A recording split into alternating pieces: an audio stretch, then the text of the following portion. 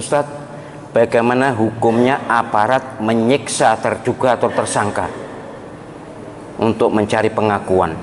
Ini masalah besar. Masalah besar. Saya sudah lama merenungkan hal ini. Ada aparat yang dididik untuk mentalan. Apa mentalan itu? Tegaan, mentolowan, gak kasihan. Apa? Pokoknya mentalan ya. Enak memang bahasa mentalan itu. Jadi ada pendidikan supaya orang mentalan itu ada. Lah, orang mentalan ini gunanya untuk menginterogasi pihak-pihak terduga supaya ngaku, mbuh disetrum listrik, mbuh disulut rokok, mbuh diideki gulune, atau pokoknya dibuat dia menderita supaya ngaku. Lah supaya ngaku ini ora tenan kan ya susah. Ada kemarin yang tidak ngaku diapakan pun sudah rela mati. Tapi ketika kalau gitu anakmu akan saya siksa di depanmu. Gitu. Luntur juga. Kalau anaknya didatangkan kemudian anaknya mau disiksa, padahal itu hanya ancaman. Sungguh yang saya ingat ketika ada kasus seperti ini, sabda Nabi sallallahu alaihi wasallam yang maknanya siapa yang menyiksa binatang, maka nanti di akhirat di padang mahsyar binatang itu akan didatangkan untuk membalas orang yang menyiksa itu. Maka penjenengan hati-hati nggih, jangan gampang-gampang menyiksa binatang. Tapi nek ndak sengaja liwat semut gitu kan ya ora apa-apa, nek sengaja atau tikus gitu kan ya ndak apa-apa. Tapi nek sengaja menyiksa itu ya la yukallifullahu nafsan illa wus'aha. Allah SWT tidak memberi beban pada kita lebih dari kemampuan wajar kita. Tapi kalau tahu bahwa itu sakit kemudian ya tersiksa.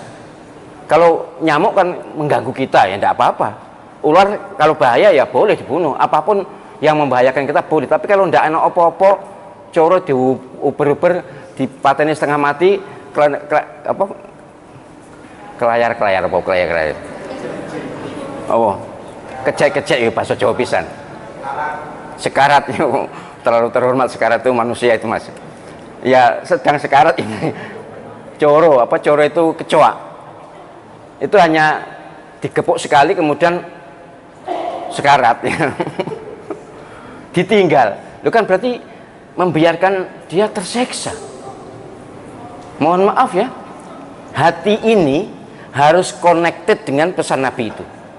Connected itu nyambung. Pesan Nabi bahwa Nabi SAW melarang kita menyiksa binatang. Kalau membunuh ya membunuh cepat mati.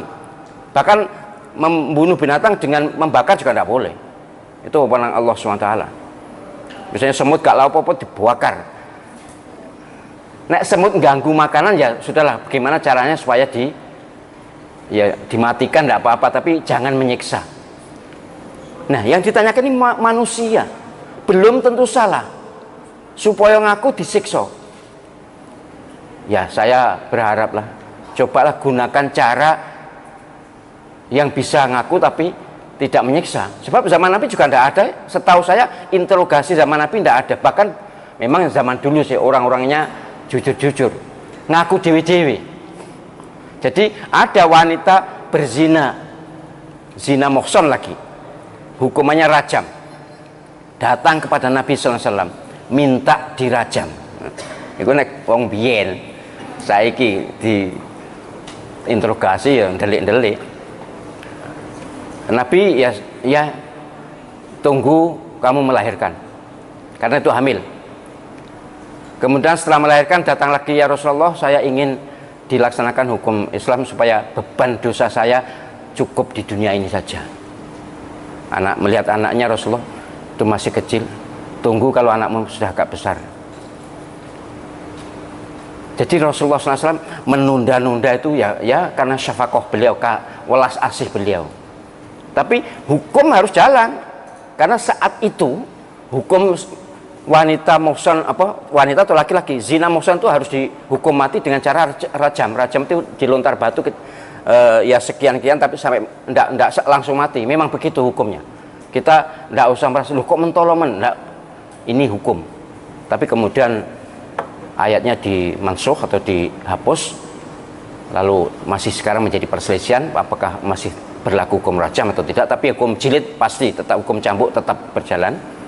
Jadi wanita ini kemudian setelah anaknya besar ya dilaksanakan hukum Allah SWT. Ayatnya waktu itu masih ada, surat An-Nur, wasyekhu itu sekarang sudah tidak ada di Al-Quran, sudah dihapus, sudah dinasah. Idza zanaya farjumuhuma, gitu ya. Saya juga tidak begitu hafal ayatnya karena bukan Al-Quran sekarang. Itu waktu itu masih berlaku, dirajam sampai mati atas permintaan wanita ini. Ya, sahabat ya merajam dalam rangka melaksanakan hukum Allah SWT. Setelah wafat dimandikan, disolatkan, Nabi SAW mensolatkan. Sayyidina Umar protes, ya Rasulullah, ini pezina, tidak layak kalau kita ikut mensolati. Ya kira-kira begitu bahasa kitanya, tapi saya yakin Sayyidina Umar lebih sopan ya. Rasulullah menjawab, demi Allah, taubatnya satu wanita ini cukup untuk taubatnya sependuduk Madinah.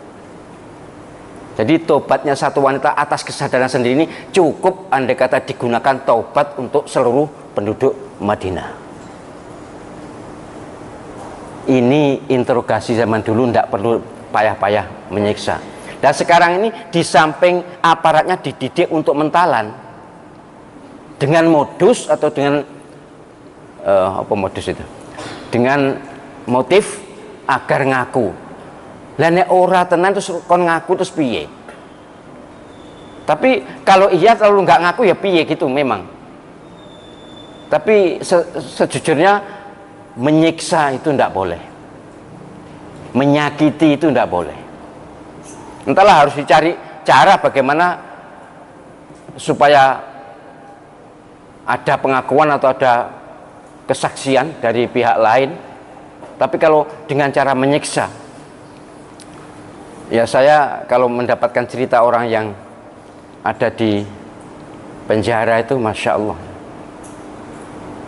saya ingatkan para aparat yang bertugas seperti ini menginterogasi, tolong, hukum ini tidak hanya di dunia, ada di akhirat. Tanggung jawab panjenengan ada di akhirat, risikonya jauh lebih berat. Jadi jangan enak-enak sekarang bisa berwenang menyiksa, menghukum dengan cara tidak adil dan sewenang-wenang, jangan. Terus terang saya tidak setuju. Entahlah caranya apa, memang petugas aparat diberi tugas untuk mencari pengakuan, kalau tidak dapat ya sudah. Nah, tapi bandel, tapi tidak, memang betul-betul tidak mau ngaku padahal dia pelakunya. Kok tahu pelakunya? Jadi terus terang konsentrasi saya adalah menjawab tentang menyiksanya. Kalau soal interogasinya, mereka harus cari ilmu bagaimana ilmu menginterogasi. Rupanya memang ini ilmu interogasi seluruh dunia mirip-mirip begitu. Tapi saya tidak tahu di negara Islam bagaimana. Yang saya tahu, saya pernah tinggal agak lama di sana, di Sudan, itu tidak ada penyiksaan, itu tidak ada. Karena memang ya hukum Islam yang dilakukan, kalau orang itu kalau tidak ngaku maka kesaksian atau bukti. Jadi bukti itu misalnya ada baju, lalu ada sidik jarinya, ya sudah itu sebagai bukti, tidak usah dicari pengakuannya. Atau ada saksi, dia tidak ngaku pun tidak ada masalah. Jadi dengan saksi atau bukti itu cukup, tidak usah ada interogasi yang berujung penyiksaan atau menyakiti. Itu berat dosanya, berat resikonya, dan terutama resiko akhirat.